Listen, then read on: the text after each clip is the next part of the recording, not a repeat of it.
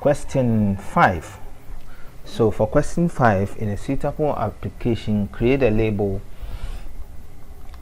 shown to fit on your sunset frame image. So we are going to recreate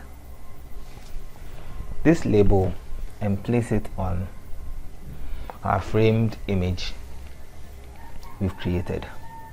So to do that, we are going to use a vector image editing tool called Illustrator in creating this label. Label must be gold with RGB of 218.165.32 and a gradient fill set as shown. So we are to note the details on the screw head and on the lettering. So let's go into Illustrator and get this done. I've already opened Illustrator, and let's begin with the lettering. Caribbean sunset. So I'm going to pick my type 2 or T for short and start typing. Increase the font size to 60 so you can see. By the way, the size of my canvas I'm using is A4 landscape.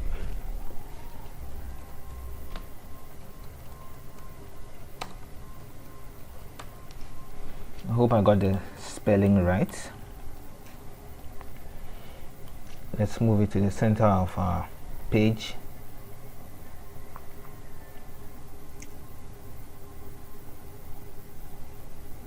Increase the size a bit by holding shift and dragging along. Hold shift by the diagonal corners and drag. Caribbean sunset. Now the font style or font family used is very popular. It's known as the Times New Roman. So I'm going to go into character and look for Times New Roman.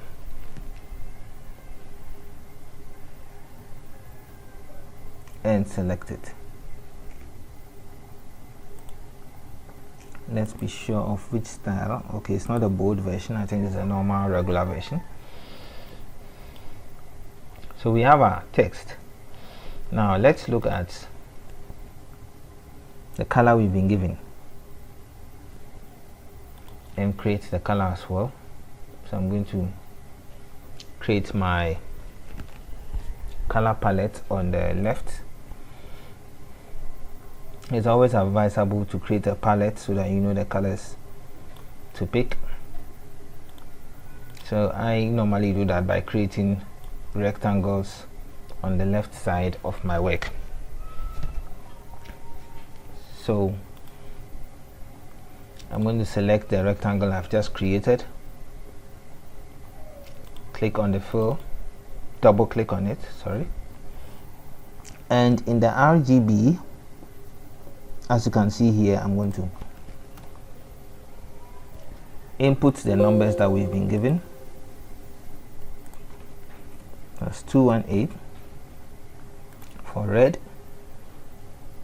and for the green 165, and for the blue 32. So it gives you a preview of the color we are going to get, which is showing here, gold. Click OK. So now my rectangle turns gold, and I'm going to click on it and hold Alt just to create another one, duplicate it, and this we are going to use for the gradient. So with the rectangle selected, I'm going to go to my gradient tool on the right here and click on gradient. Now it changes it to the default color, which is the black and the white, but that is not what we want. So we are going to click on the black that we have here, the black gradient slider. Can double click, and then you see this small menu bar here. Click on it once and change it from grayscale to RGB, because we are working in RGB mode. Now once again, you have the RGB here, and you fill in with the numbers that you were giving: 218, 165, 32.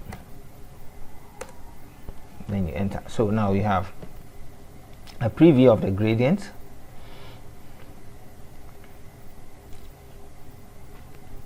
and then we can come here and make some modifications. Bring the gold slider fairly to the middle, and then the white slider, we want to duplicate it, so bring the cursor closer to it, and when you see the plus sign, it means you can duplicate that color. So you have another one, and that one we click, hold, and drag it to the right like this. So we have our gold in the middle. Perfect. So we are done with the gradients that we need. Now let's finish with the text.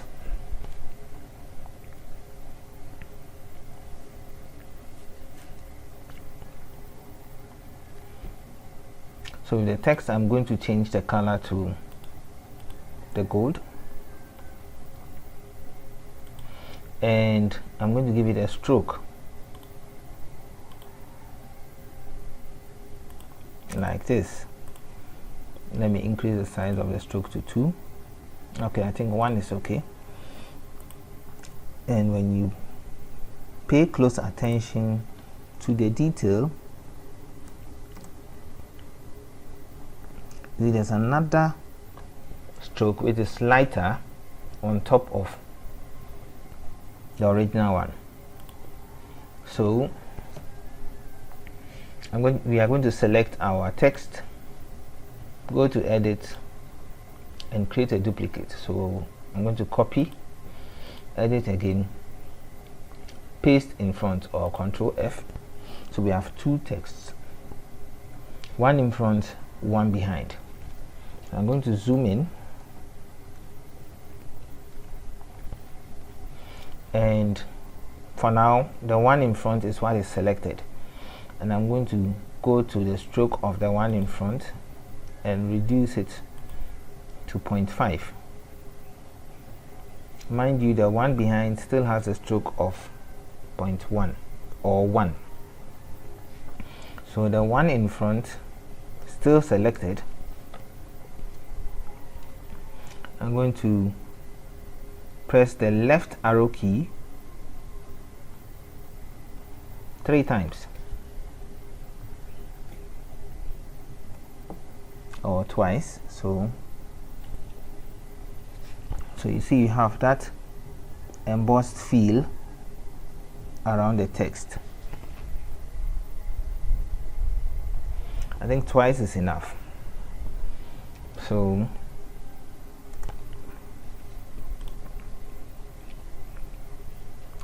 now let's create the rectangle, the label on which the text sits. So I'm going to drag and select everything, right. Let me just drag and select everything and then bring it down.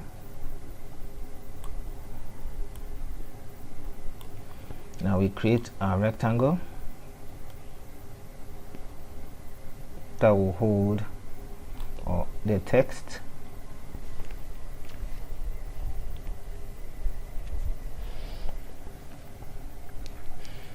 And before we add a gradient and everything, let's deal with the corners first. Let's look at the corners of it. So it has curved in corners. I'm going to select our direct selection tool to deal with that. Now when we are on our selection tool, the main one, look at what happens when I select the direct selection tool, the menu here changes. The menu at the top changes. So I'll select this direct selection tool,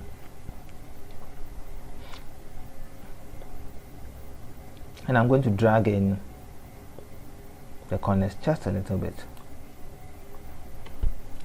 How did I do that? Let me go back. Direct selection tool, you see these circles, bring your cursor closer to them, and when you see the arc beneath it, you can click and drag inward just a little bit.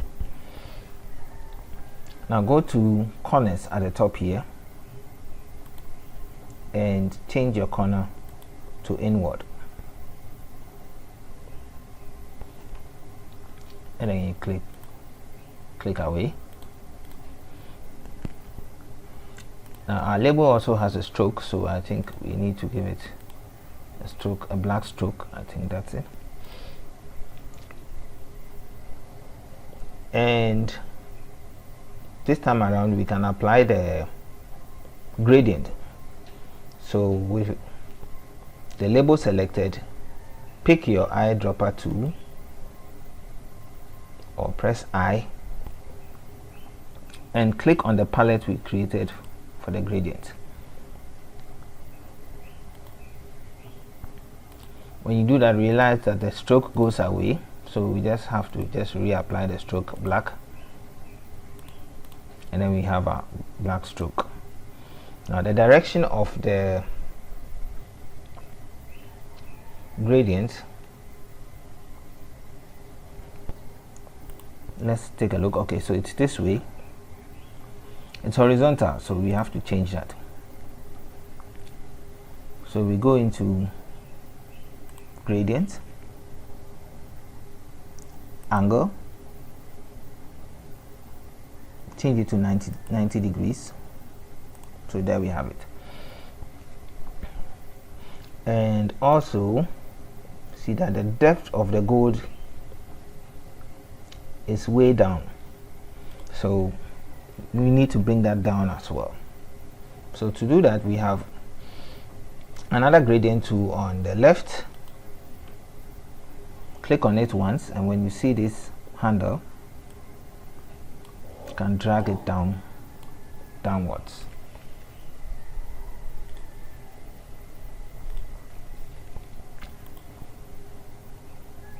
Good. So all we need to do now is to duplicate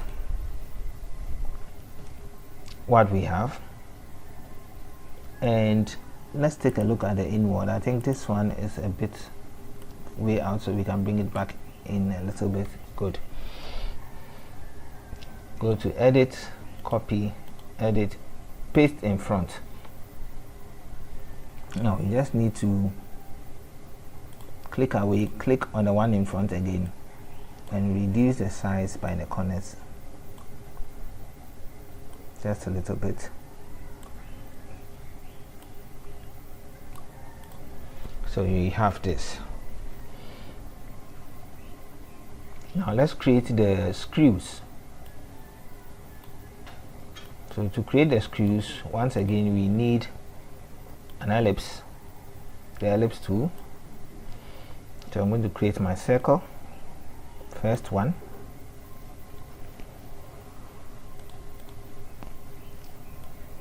and I'm going to hold Alt to create and drag and create a duplicate. Now the duplicated version must have the gradient, so I use the eyedropper tool to select my gradient palette. So I have that here. Now I'm going to pick the rectangle tool because I need to divide the screw. I pick my rectangle to pick a different color and just draw across it like this, and I'm going to select both of them and align them. Now to align them, make sure you come here and align to selection is selected. Align to, not align to key or align to artboard. Align to selection, make sure that is selected, and then you select horizontal align and vertical align. Now you go to the Pathfinder tool and select minus front. And what that does is it divides your ellipse into two. Now we need to add a stroke to this as well, so select it, come up here and select black. Now we can place this back on the original ellipse we created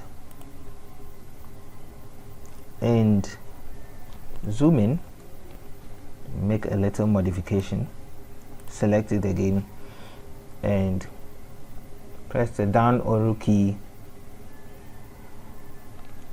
I think 3 times, so you have that detail that they are asking for, I think. Yeah. Now you can select both and group them. So we need to resize it, but as we are resizing, there's a possibility that you end up, let me explain this to you. When you're resizing, there's a possibility that you end up losing that feel. You see the strokes are almost coming together. So to avoid that,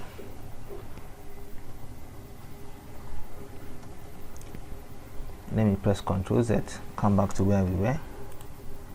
You always ensure that when you select everything and right click, go to transform, scale, and make sure that the scale corners and scale strokes and effects are always selected. Make sure this is selected and you click OK. So now when I reduce the size as small as I want and I zoom in, I still have that effect. Okay, so now let's go back to where we were and then resize it properly for our label. And I'm going to make a duplicate, so I'm going to hold Alt so that I have two. So I have 2 screws.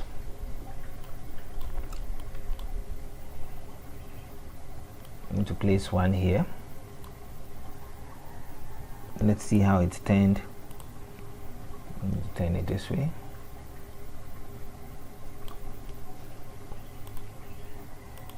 And the second one, we can turn it this way. Now with the sunset text, I'm going to reduce it a bit. By the corners, hold down Shift. Once you do that, and then place that in the middle. Now when it's disappeared, don't be scared. You just need to right click, go to Arrange and bring to front.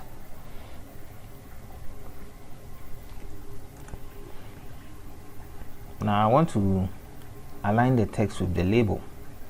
So for the label, I need to group them as well. And then I'll select the text. Now the text is not grouped. So to make sure our text is grouped, I'm going to select both text from the layer panel down here. Let me expand it. Yeah. the front and the back text. I've selected them. I'm going to go into object and then expand. Now if I select both again, right click, now I can group them. Now I have the group text and then the label, and now I can go into align and do a horizontal and vertical align. So you have your text sitting in the center of the label. Now I already have Photoshop open over here with my frame already open. You should do that as well. And whilst your Illustrator page is also open, select everything. With everything selected, just drag it down and place it on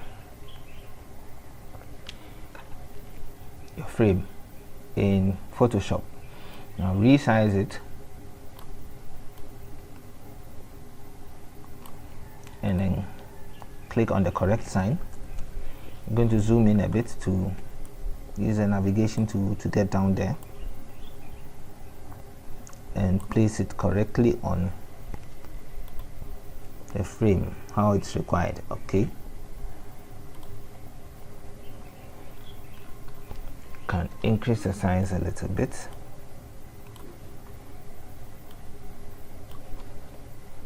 Send it up, click on the correct sign and zoom out. So we are done with that, and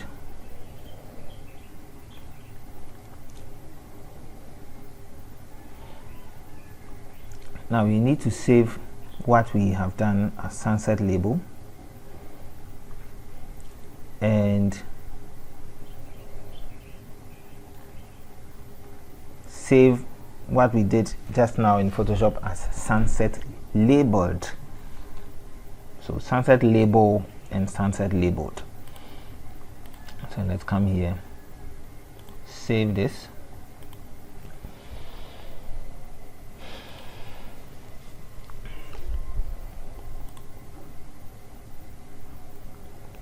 I'm going to use the example that they gave me.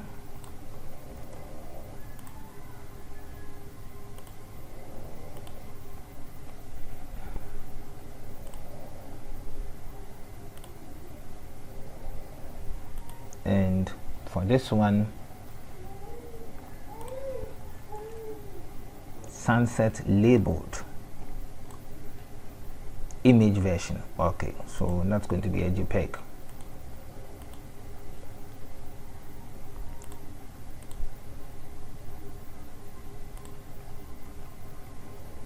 Sunset labeled LED. Save. So we are done with question 5.